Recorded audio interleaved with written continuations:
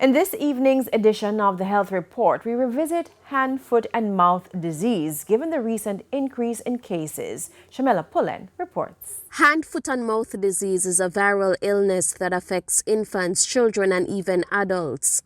Outbreaks of this condition, which is usually seen during the summer, often occurs in daycare centers, summer camps, and within families. It presents usually with low-grade fever, tiredness. A rash might appear on the hands, the soles of the feet, the buttocks, the legs, and the arms. Sometimes the person presented painful sores inside the mouth, throat, and tongue. And then subsequently, they develop this rash on the different parts of the body.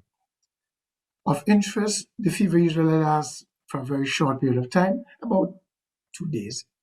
However, public health specialist Dr. Alveston Bailey says what is of greater concern is that the condition can cause complications, especially in children, affecting the heart and lungs, among other areas. It can present with very severe sores in the mouth and prevent children from being able to eat.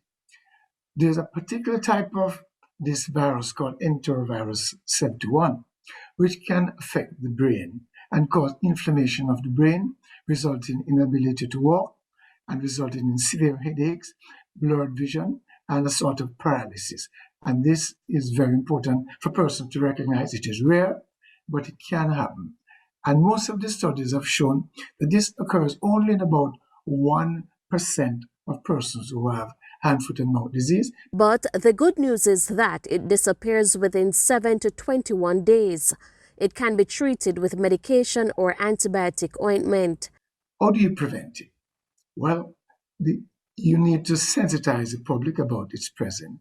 Therefore, we need to ramp up mass media campaign about the signs and symptoms of the virus, and especially to remind parents and caregivers that the virus is shed in stools, and therefore they should practice good personal hygiene at home, at school, and at work. And the children who are affected should in fact be removed from school and kept at home for at least 14 days. With your health report, I'm Shamela Pullen wishing you good health.